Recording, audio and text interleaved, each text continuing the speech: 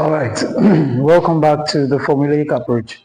In this video, we are going to look at projectiles along an inclined plane. Now, you must have, before you click on this video, you must have known projectile on the horizontal surface. So I'm going to first show you a little bit about their relationship, then we'll get into this. So we are going to be considering three things actually.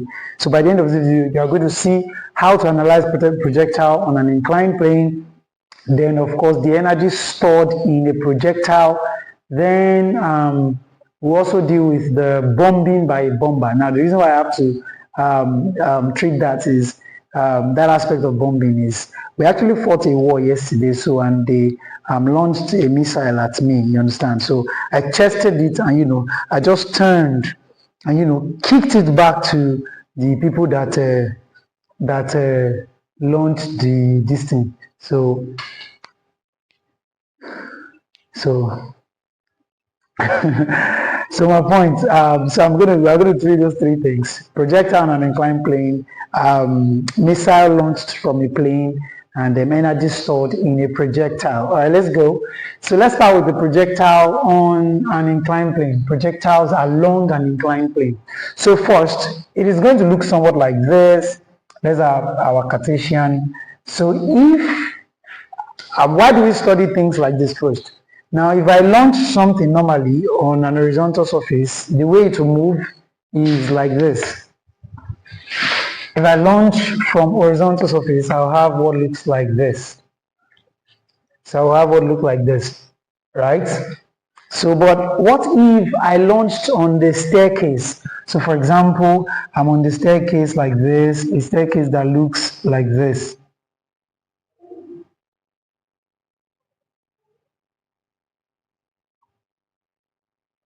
So here's my staircase and I launched something. So that thing, the way we analyze it is we are going to draw a line, a straight line that touches all the edges of the staircase. So we now want to launch something from here now. So this is no longer a projectile. We are launching here from that same point now. We are launching it in this direction. So and it's going to get here. Say for example, it gets there. Now how do we analyze this? Remember that if we launched on a horizontal surface that looks like this, what will happen is that this body, this part here from here to here is going to be the range here, and from here to here is going to be the maximum height. Okay, now what are the dynamics that we're going to see here if you launched on an inclined plane? So the first thing you want to know is that given the projectile that I launched at an angle theta to the horizontal, because usually the question will come as the angle to the horizontal at which that guy is launched. So I launched it at an angle theta to the horizontal. Listen up. Now remember that this incline is at an angle also. Let's call that angle alpha. The angle of the incline to the horizontal is called alpha. The angle of projection to the horizontal is theta. So what will now be the angle at which that guy is projected actually? So that angle will be theta minus alpha. Let me repeat that. So what that means is that if I launch an object, normally, if I launch an object, I normally launch it to the horizontal. So to the horizontal, I launch this object, for example, at an angle theta. What if I tilt this my horizontal, I bring it up here a little such that it is at this angle alpha now. But keeping in mind that I am still launching at angles, I'm still launching at this angle. Now relative to this, my new incline, my new horizontal, this is not horizontal, I have inclined that stuff at angle alpha. So relative to this line, this will now become theta minus alpha. Is that clear? All right. So if that is clear, then some dynamics at play here will be a change that will occur to the initial velocity. You know already that if you launch like this, we have velocity on x-axis and velocity on y-axis. Starting velocity is u, so on y-axis it will have uy value. on x-axis to have u sub x value. And if it is launched at an angle theta, we said that u sub x will be what? U close. You want to bring it to x-axis, you are closing theta. So that will be u cos theta when you are closing an angle, cos, remember? Then u sub y component will be what? U sine of theta. Now, in this case, because our new plane of this thing, of projection, is now this incline here, okay? Now, our u component, our u sub y component, u sub x component first, will now be what? This, let's call this our x component now, of course. So if we wanted to make it a new Cartesian system, we'll just bring another, we'll erect a perpendicular here. So this will be the perpendicular to that, to this line. This will be the perpendicular, okay? So if that be the case, then u sub x will now be what? We'll be using this to close on this place, right? We'll be closing on this our x-axis now, on this our new x-axis on the incline. We'll be closing which angle? This angle. So that will be what? U, if it's projected at a velocity u, then it will be u cos of theta minus alpha. Does that make sense? Such that the u sub y component also becomes u, then it means we'll be opening, right? We'll be opening. We are opening to this our horizontal. We are not opening to the new horizontal. We are opening to our main vertical, not our new vertical, that is this. No, we are opening to this place, to this place. That becomes, from here to here, becomes u cosine, I mean sine, open. When you open an angle is sine, theta minus alpha. I hope I have not confused us, okay? So let me put these two, let me put them here. U sub x, we said it will be u cos of theta minus alpha. And u sub y, we said will be u sine of theta minus alpha. So if this be the case, now what will also change here, another dynamics at play here, is the gravity, acceleration due to gravity. Now the acceleration due to gravity will also change in this way. You know that normally if it were just this, both the y component is affected by g because it's straight down. Remember, acceleration due to gravity is always straight down. G is always straight down. Okay, so when the body is going up, it will be negative g. When the body is coming down, positive g. Still applies. Now, in this case here, our g is acting straight down. So this is g. But our guy here is not on a straight horizontal surface. It is at an incline. So for which reason, this now comes in to help us, so that this is now the angle. This is like an angle of deviation away from the vertical. So this is the angle of deviation. And what will be the size? The size will be just this, alpha. How did I get that? It's very simple. Use simple maths. If I open angle 30 degrees here, and I project at angle 85 degrees, at angle 80 degrees, for example, if I project at, let's say 70 degrees, what would this place be? If I project at 70 degrees to the horizontal, this 70 degrees, this place is what? 40 degrees. So it means that this angle that I've tilted this by to make a new 90 degree will be 30 plus what? To make a new 90 degree will be 40 here. This way is 40. To make a new 90 degree, 40 plus 20. This is what? This is 60. So plus this place, which is now 30. That is how we can make a new 90 degree. So it means that this angle here must be equal to the angle of the incline to the horizontal. Is it clear? So that's why this place is also alpha. So since that deviation from the vertical is just by alpha degrees, then this part here, this component of the g that we are using to resolve will now be what? This will be alpha. That will be, you are closing or bringing it here. If you are bringing it here, it will be what? G cos alpha. G cos alpha. So we are not using g in this case. We'll be using what? G cosine of alpha. Now, let's now discuss the three things we normally discuss: total time of flight, range, maximum height, blah, blah, blah. All right. So for this body, the total time of flight which we can calculate using the h. Now the total time of flight will be the total time it took from here to this point. That will be the total time of flight.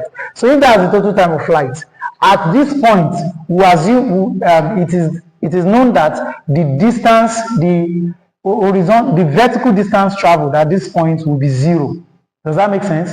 Using first, we want to use the equation s equal to ut plus 1 over 2 at squared. But remember, s in this case is h, but h is 0 if we are considering total time of flight, because at this point it's no longer flying. If it comes from here to this point, it's no longer flying, right? So s is 0.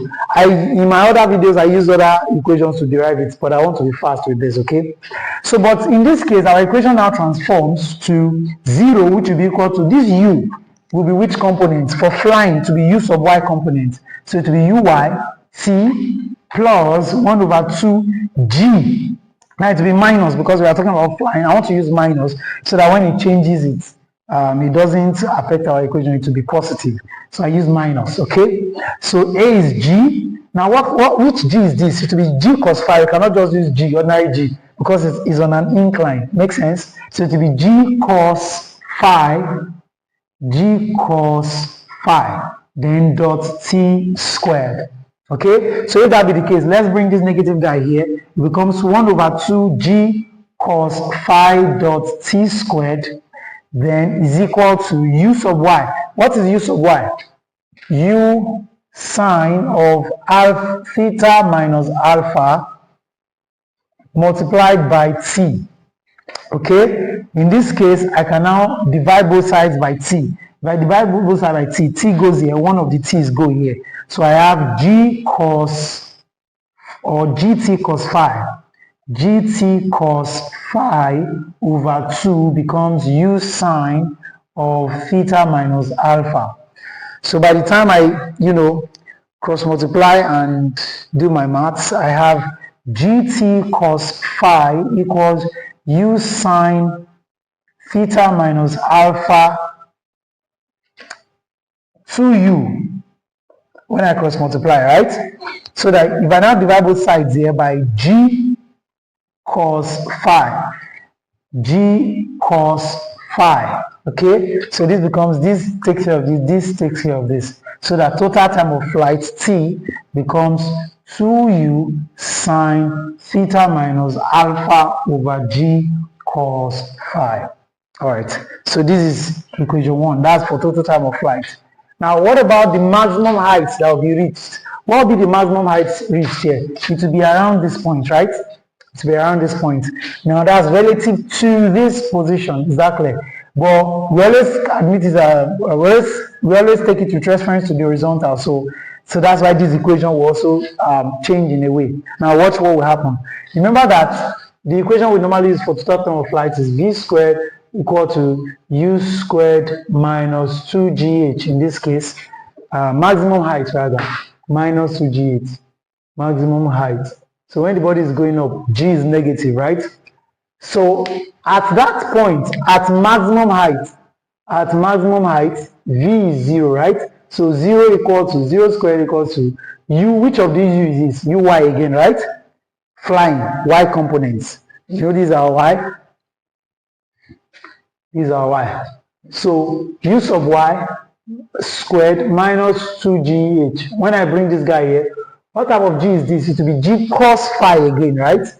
So let's impute it already. G cos phi h. When this guy comes there, we have g 2g cos phi. Let's put it as 2h, 2 times h, 2h g cos phi is equal to u sub y. What is u sub y? That will be u sine of theta minus alpha all squared. Okay? Then we can therefore divide both sides to make h subject by 2g cos phi. This takes care of this, this takes care of this, this takes care of this, over 2g cos phi. Therefore, our h becomes h maximum on this incline, plane. We're going to solve questions, okay? So watch. I'm going to solve question. H max becomes u squared sine squared theta minus alpha over 2g cos phi. Okay, this will be the total time of the maximum height. Now let me quickly show you something. You see that if you compare it with your former equations, we'll do range now. You see that if you compare it with your former equations, total time of flight normally is 2u sine theta for horizontal surface, 2u sine theta over g or so. You see that they're almost the same. Only the factor of phi, which is that incline, that's what is changing the equation. Then cos phi here. If you remember H max too, you remember H max for horizontal surface is u squared sine squared theta over 2g or so. Yeah. So you see u squared, sine squared, the alpha factor again, cos phi again. Yes, and that's the only thing that is changing. But it's not the same for the range. Look at the range now. The range is going to be a little bit different. Now listen, I'll clean this part for the range. Or no, let me begin from here. Now for range, horizontal range. In order to be able to calculate the horizontal range, we are looking at range on this surface, okay? But the easiest way to do it is to first know the value, make this into a triangle. If we make this into a triangle, our angle is alpha, so this will be our range. This value here will be our range. This, let's call this place, let's call it RH. Is that okay? RH, that is range on horizontal axis. Okay, then if that's the case, then what will this place be? Opposite. I mean, we won't need this. We won't be needing it. I'll show you why. So now watch what I'll do now. So if we want to calculate this, the truth is that we actually need this guy. We need this guy. So what will be the range? Remember that range, RH, normally on x-axis. If the angle of projection to the horizontal is theta, the angle of projection to the horizontal is theta. Remember that RH is range, that's distance on the horizontal surface, that's velocity times time, right? Speed times time, think of it that way. So ux, the x component of u, times time. What time would this be? The total time it took to fly, right? Okay, so r sub h therefore becomes, now u sub x, listen now, in this case, because we are considering it to the new x, the original x-axis, it will be u sub x will be u cos theta, like we had in projectile motion. Don't let it confuse you. This u sub x is to our new incline. This u sub x is to this horizontal. And I said we need this to be able to compute this. Is it clear? So if that's the case, then u sub x will be u cos theta multiplied by t. What's total time of flight here? Now, total time of flight, listen, is going to be here. Now, here's the reason.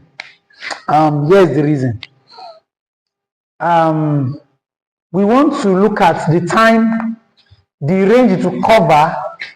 Look, this range, this place here, is going to be the this side equivalent of this side. Does that make sense now? This side is going to be the equivalent of this side here. Do you understand? So that's why the time we are looking at is the time taken to get here, because it's not coming down. Is that clear? So we want to get the value of this guy using that motion. So t here therefore becomes this t, which is 2u sine theta minus alpha over g cos phi. So if that becomes the case, then we know that RH therefore becomes 2u squared sine 2u squared cos theta sine theta minus alpha over g cos phi. Okay, so if this is the case here, is there anything that can happen here? Not yet, no.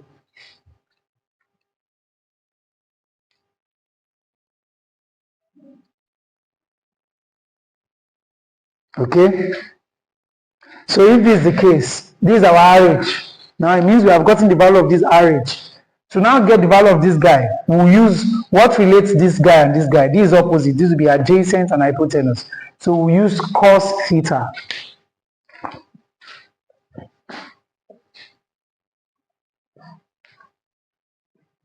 Let me pause it. So I now say that we are going to be using now cos what? Cos alpha. Does that make sense now? Cos alpha will now be equal to adjacent. You remember SOHCAHTOA, right? Adjacent over hypotenuse. This is the adjacent here, given that this is 90 degrees. RH over R. Okay? So is this R range on the incline that I want to find, right? So that becomes, let's bring this guy here. R will be equal to RH over cos phi. Okay, so if that is the case, then we can say that R will be equal to, what is RH? RH is given by 2U, it will be RH times 1 over cos phi from here, right? You know that. Okay, so that R therefore becomes, what is RH? 2U squared cos theta sine theta minus alpha over G cos phi. So times 1 over cos phi. Okay, so if that be the case, then we have that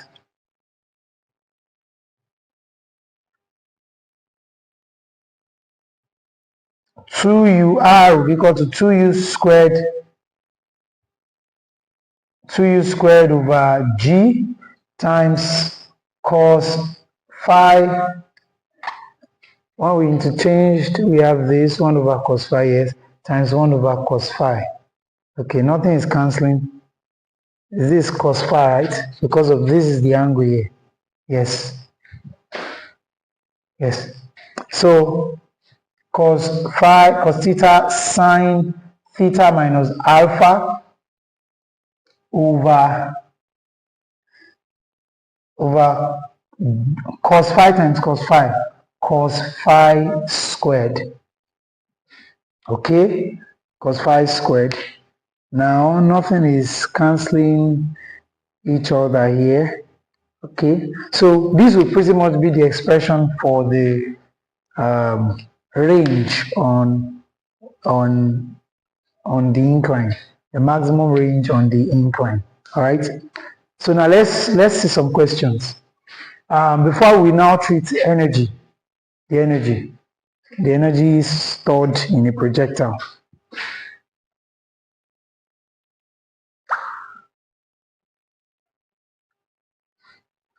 Now, this question says, an object is projected at 30 degrees from an inclined plane, which is inclined at an angle alpha to the horizontal, with a velocity 60, so our U is 60 meters per second.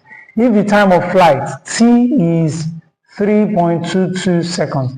Okay, so that's why I did not clean the formula, so that, because you may not, I don't even know it offhand. So okay, I've even cleaned it now.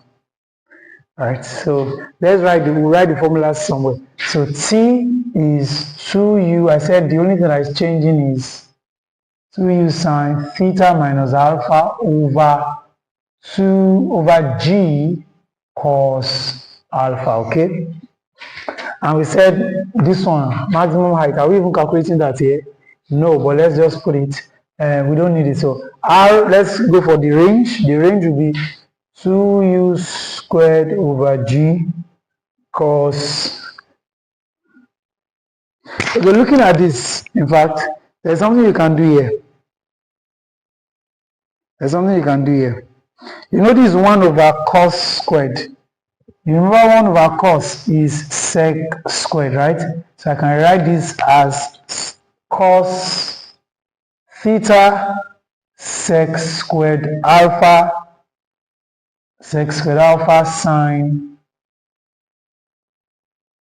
sine theta minus alpha.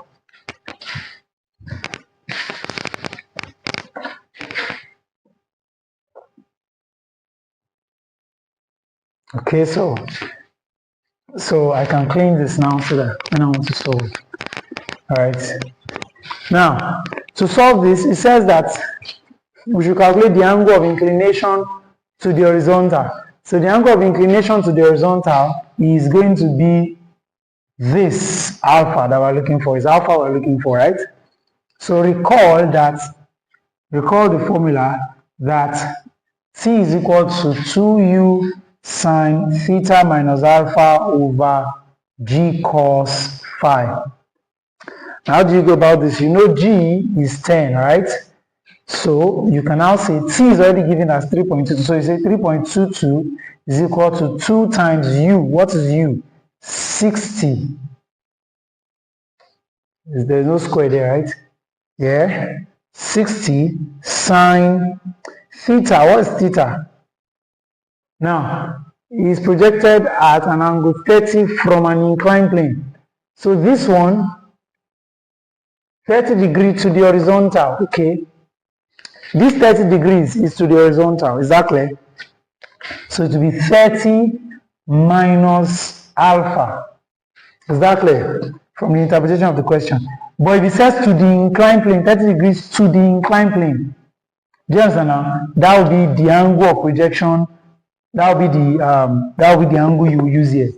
But this one is the angle to the inclined plane. The angle to the horizontal. Is that clear? Okay. Then divided by g, which is 10 cos phi. So what is phi? Okay, phi is what we're looking for. Okay. So cos phi. So what do you do here? It becomes, let's bring this guy and let's leave it. So that becomes 3.22 equals 2 times this is 120.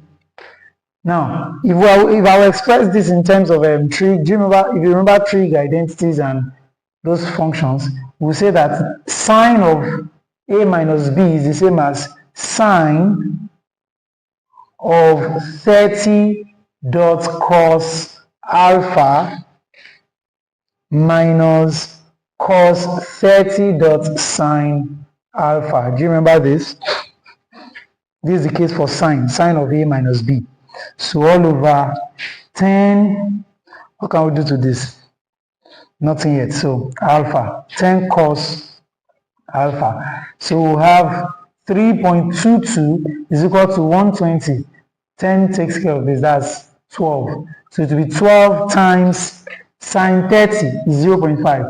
0.5 cos alpha minus cos 30 is 0.866 times sine alpha. Sine alpha all over cos phi.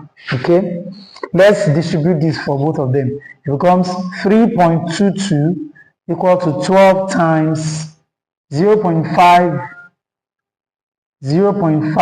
cos alpha over cos alpha minus 0.866. 0.866. Okay, yes. So here we'll cancel sine alpha over cos alpha. So this takes care of this. All right. So if that's the case, then 3.22 becomes 12 times 0.5. I came to bracket this 0.5 minus sine over cos is tan, right? Recall that will be 0.866 sine alpha over cos alpha. And recall that sine alpha over cos alpha is going to be tan alpha. So we can say that 3.22 is equal to, divided by 12 already, is equal to 0.5 minus 0.866 tan alpha. So this one will cross over here. Let's get a calculator.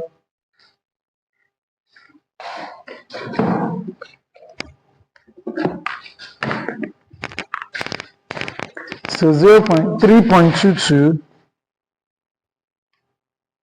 So 3.22 divided by 12 will give 0.268. 268 is equal to 0.5 minus 0.866 tan phi. Let's bring this one here and bring that one there. That becomes 0.866 tan phi is equal to 0.5 minus 0.28268.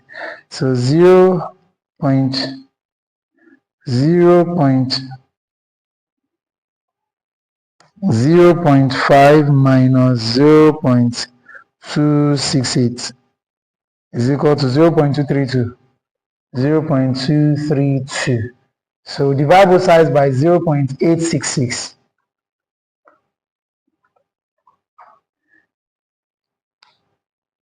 .866 is equal to 0.2679. So tan alpha is equal to this. Okay, so alpha will be equal to the tan inverse of 0.2679.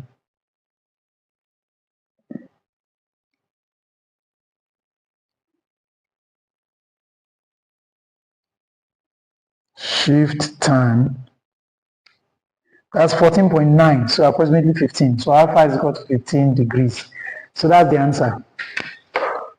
Alpha is approximately 15 degrees. So by the time you solve that, then you now plug it into the formula for range. So this is what you do: solve for range for me and then put the answer in the comment section. You can use this formula or the first formula if sec is not in your calculator, because this my own calculator doesn't have sec too. So just use the first formula and then transform it. So let's quickly do the talk about the energy stored in a projectile. Energy stored in a projectile.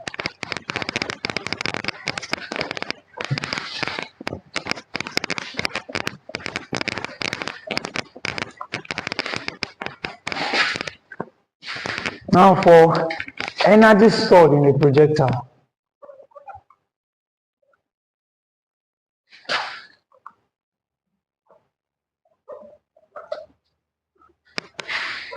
Now, you know that there are two types of mechanical energy. We have the potential energy and the kinetic energy.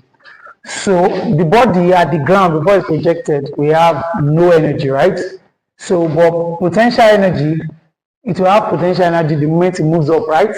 And of course, during its movement, it also have kinetic energy, right? Recall that potential energy, let's first analyze the potential energy of the body. The potential energy of a projectile is given by mgh. So of a body is mgh at a particular height. So at maximum height, what will happen? At maximum height for a projectile, what will be the potential energy? The potential energy is going to be given by mgh max. But remember that h max is u squared sine squared theta over g. So I can say that potential energy therefore becomes mg times u squared over 2g. mg times u squared sine squared theta over 2g. G takes care of g. So potential energy becomes half 1 over 2 mu squared sine squared theta. So this is the potential energy of a projectile at maximum height. Yes. What about the kinetic energy?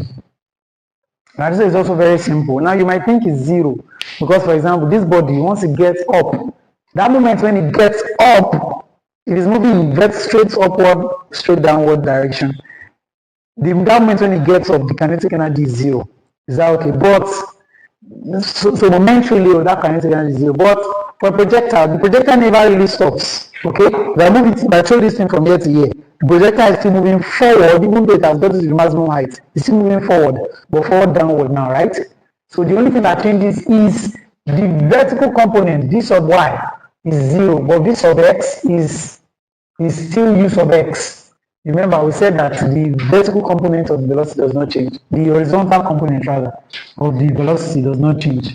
So if I have this, if it started with u sub y, u sub x here to end with u sub x on the x-axis, is it clear? So that's why v sub x does not change. So at that point, at that maximum height here, at that maximum height, that guy will still have u sub x, even though, or v sub x, even though u sub y is now 0. Is that clear? Or v sub y is now 0. So if that be the case, remember that formula for kinetic energy is half mv squared. And of course, velocity squared is going to be v sub x squared plus v sub y squared. But this is 0, so v squared is equal to this square of v sub x, right? So v sub x is u sub x. So we have vx equals ux squared. So to get v, you take square root of both sides. So you have v equal to ux. Is it clear now? So v that we'll be using here will be ux. So we have Ke, potential energy at maximum height. Kinetic energy at maximum height is going to be equal to Ke, which is equal to that half m times v. Where's v now? Is this v? U sub x, ux. And recall that ux is u cos theta from what we did before. So Ke, kinetic energy, therefore becomes 1 over 2 m times u cos theta, squared, half mv squared. Okay, so this squared. So therefore, our kinetic energy for a given projectile is going to be equal to 1 over 2 m u squared cos squared theta at maximum height. What about at a given height? At any given height. At a given height, you know that potential energy and kinetic energy are being converted to each other, right? So given that energy is conserved, total energy is conserved, given that energy is conserved, then total energy is going to be kinetic energy plus potential energy. And what is our kinetic energy? Kinetic energy is going to be half mu squared cos squared theta plus potential energy. What's potential energy now? Half mu squared sine squared theta. By the time you do some math here, you see that half is common, m is common, u squared is common, into bracket cos squared plus sine squared. Remember in trig identity that cos squared plus sine squared is 1, right? So that is 1 over 2 mu squared. That's the answer. For those that don't understand how I made this equal to 1, look, remember hypotenuse square is equal to opposite square plus adjacent square, right? Divide through by hypotenuse square, just like you want to manipulate something. If I divide everybody here by hypotenuse square, what will I have? This takes care of this. Then I have 1 here, right? So my equation here becomes, let me just put it here. My equation here becomes, this becomes 1 equal to opposite over hypotenuse all squared, right? Plus adjacent over hypotenuse all squared. Now 1 is equal to, what is opposite over adjacent? Sokatua. That is sine, right? So sine theta all squared plus adjacent over hypotenuse, that's cos theta all squared. You can see this plus this is 1. So that's why I got this. Exactly. So it means that we are looking for the velocity at a particular height, the total energy at a particular height. Just use half mu squared. Right. So we're not resolving question on this because it's very simple, of course. Just impute the formula. Now let's now talk about that of a bomber. Now, so I told you that yesterday a bomb was thrown and a bomb was launched. So the moment the bomb got to me, I tested it. As I tested it, I just turned, and just now. That's why I did it. I just played it back. Just now. So now, if an aircraft, for example, let's say this is our aircraft, it's a fighter jet, wants to launch a missile, it launches a missile in this direction to a particular target. Let's say this is our target. Let's say this is the team you are targeting, not the person now. Let's say you are targeting this team. Now you must launch it at, there's a height here above the ground. The missile will now be, the fighter jet will now be here, right? So the missile it launches will come like this. For it to hit this target, this height, this horizontal range, it must launch this guy at an angle of depression that is given by tan of the angle of depression phi. Do you remember angle of elevation and depression first?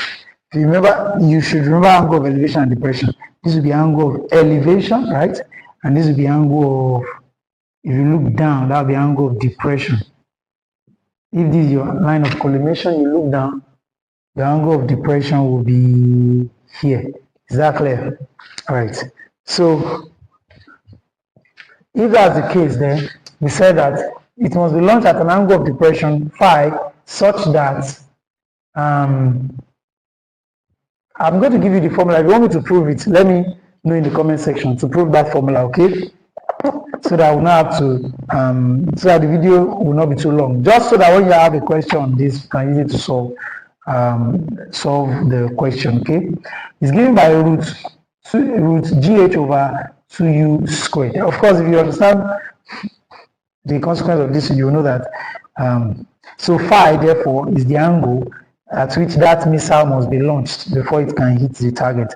So it will be tan inverse of the square root of gh over 2u squared, root of this, square root of this. So square root of 2 times square root of u squared. I just separated the root for everybody so that alpha becomes tan inverse of root gh over u, square root of u cancels square and this, so u times root 2. So this becomes tan inverse of the square root of tan inverse of 1 over u times the square root of gh over 2. So this is the formula for the angle at which the guy must launch it. So that's why I was able to leave down. So that's the case. If you want me to solve question or prove this formula or prove, okay, I've proven these ones, just any other thing you need to know about this, put it in the comment section and I will answer. Now, if you now want me to shoot a content that takes it from horizontal and vertical motion down to projectile, down to this guy, down to this energy, down to this, all this thing I just mentioned, motion on inclined plane, let me know in the comment section and I will do that. God bless you as you subscribe. Amen.